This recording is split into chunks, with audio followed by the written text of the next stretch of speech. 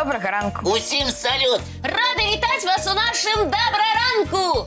Хлопчыкі, а ў мяне для вас ёсць загадка, але яна трошачкі гучная. Гучная загадка? Гэта ўжо цікава. Так, Кася, слухаем цябе.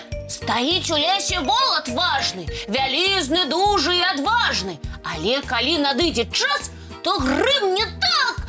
Бах! Што быццам выбух тут у нас. І што гэта можа быць? Я ведаю, гэта дрэва, якое выбухае. Не можа быць. Дрэвы ж не фейерверкі, каб выбухаць. Але гэта сапраўднае дрэва, і завецца яно дынамітнае. Атрымліваецца, што ў лесе адбываецца сапраўдны выбух? Усё так. Нічога не зразумела, аднак вельмі цікава. А чаму я ніколі не чуў гэты бах? А вось, давайте разом разбираться.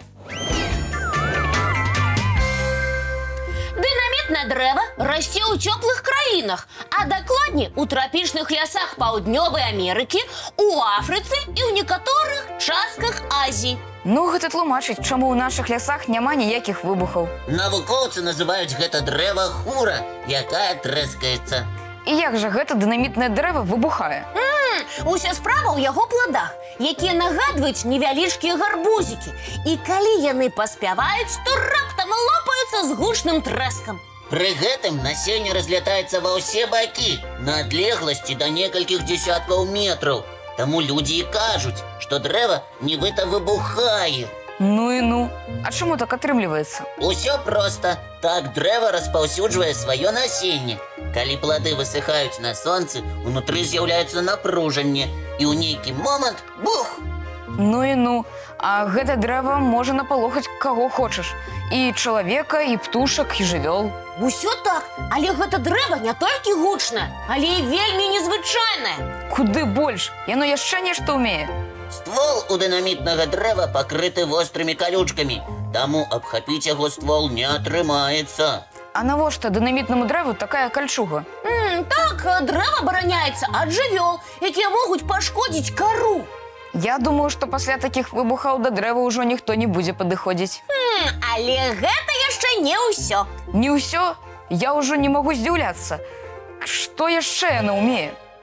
Ну, напрыклад, яго сок атрутны, таму людзі стараюцца не дакранацца да яго без патрэбы. А яшчэ яно вельмі магутнае і можа дасягаць да 30-40 метраў у вышыню. Гэта як 10-павярховы дом. Усё так. Ну і дзіўная гісторыя. Атрымліваецца, што ў свеце ёсць дрэвы, якія могуць не толькі шумець лісцем, але і страляць насеннем. Праўда, гэта не выбухі, як у кіно, якія рушаць усё навокал, а проста мудрая вынаходлівасць прыроды, каб дрэва магло пасеяць сваіх маленькіх нашчадкаў. І гэта яшчэ адзін доказ, што наш свет поўны неверагодных цудаў. Таму яго трэба любіць і берагчы. Згодны, сябры.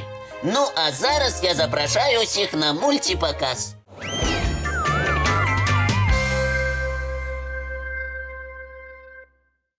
Хлопчыкі, а вы заўважылі, што раніцай бывае такі момант, калі раптам пачынаецца вялікі канцэрт? Гэта калі птушкі ў адзін момант пачынаюць спяваць? Так!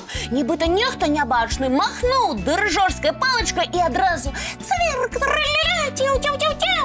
Нават часам здаецца, што птушкі ладзяць паміж сабой спаборніцтва. Хто прыгажэй спявае.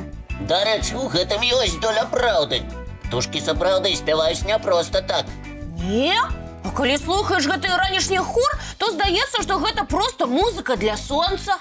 Ці для людзей, якія любяць рана ўставаць. На самой справе праз песні птушкі пазначаюць сваю тэрыторыю і прыцягваюць сяброў. А ведаеце, што я яшчэ заўважыла? Што часам самыя прыгожыя песні спяваюць самыя маленькія птушкі. Згодны. І самы простыя прыклады салавей і крумкач. Так, Алексей. Альбо яшчэ, напрыклад, адна маленькая спявачка, якую не так проста заўважыць сярод лісця. Як жа завуць гэтую спявачку? Гэта Пеначка. Якое прыгожае і цікавае ў яе імя. А якія яшчэ асаблівасці мае гэтая птушка? Давайте разам паглядзім і паслухаем. Пеначкі – гэта маленькія спрытныя птушкі, якія адрозніваюцца ад іншых сваёй актыўнасцю і прыгожымі спевамі. Пабачыць пеначак можна ў лясах, парках і садах. Але дзе-нідзе сустракаюцца гэтыя птушкі і ў гарадах. Выглядаюць пеначкі зусім непрыкметна. Асноўны колер іх апярэння – гэта шэры або рыжы. Таму часта пеначак блытаюць з вераб'ямі. Нягледзячы на свае маленькія памеры каля 10 сантыметраў, падчас зімовых пералётаў пеначкі пераадольваюць вялікія адлегласці. Гэтыя быццам сапраўдныя авіяпералёты з маршрутамі ў розныя часткі свету. А ўсё таму, што галоўная ежа ў гэтых птушак насякомыя. Таму ў зімовы час ім патрабуецца шукаць больш цёплыя месцы для жыхарства. Аднак пеначкі могуць ласавацца і ягадамі. А яшчэ гэтыя птушкі вельмі даверлівыя. Таму чалавек можа назіраць за імі з маленькай адлегласці. Гняздуюцца пеначкі ў зарасніках раслін, калючых кустах і нават у крапіве, каб іншым лясным жыхарам было цяжэй да іх дабрацца. У пеначак нараджаецца ад 4 до 6 птушанят. У асноўным даглядае іх матуля, а вось тата стаіць на варце. Калі патрабуецца абараняць сваё гняздо, тады таты пеначкі робяцца вельмі смелымі. Спяваюць пеначкі надзвычай прыгожа. І калі яны адлятаюць на поўдзень, лес быццам пусцее без іх. А калі вяртаецца, усё навокал ажывае і гучыць рознымі трэлямі. Атрымліваецца, што пеначкі сапраўдныя артысткі. Маленькія спявашкі з прыгожымі галасамі. Аднак, каб пачуць птушыныя спевы, трэба рабіць невялічкія паўзы і прыслухоўвацца да наваколля. А я таксама прапаную зрабіць невялічкую паўзу і паглядзець мультфільм. Хлопчыкі і дзяўчынкі, запрашаем!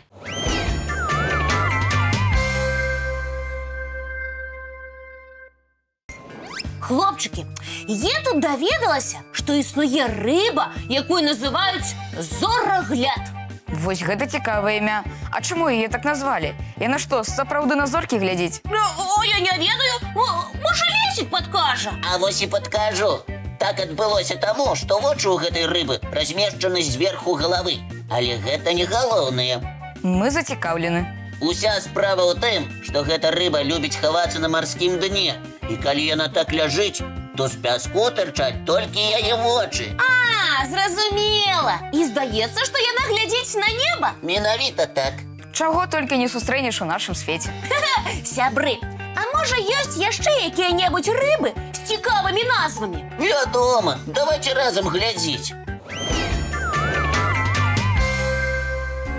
Вось знаёмцеся, гэта рыба мае не толькі незвычайную назву, але і выгляд. І гэта рыба-піла. Ого, які ў яе доўгі нос. І сапраўды нагадвае зубчастую пілу.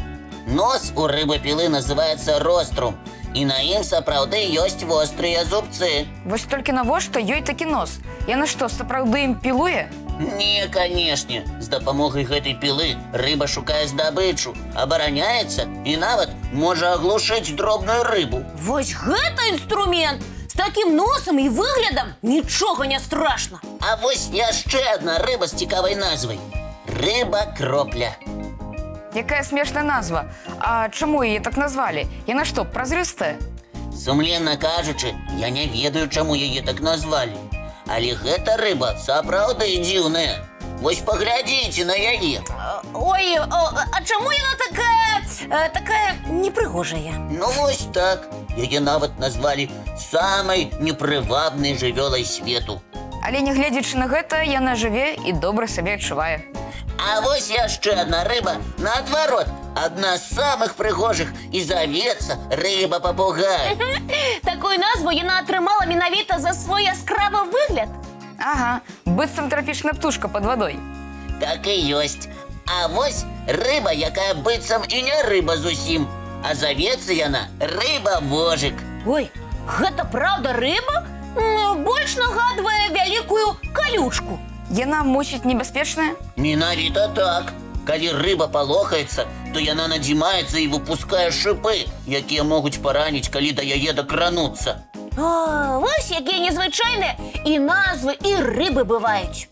І кожная назва даецца не проста так. Яна звязана з тым, як рыба выглядае ці што яна ўмее. Прырода вельмі мудрая. Яна стварае істот з самымі рознымі формамі і здольнасцямі. І чым больш пра іх даведваешся, тым мацней здзіўляешся. Ну, а я, сябры, запрашаю ўсіх на мульціпаказ.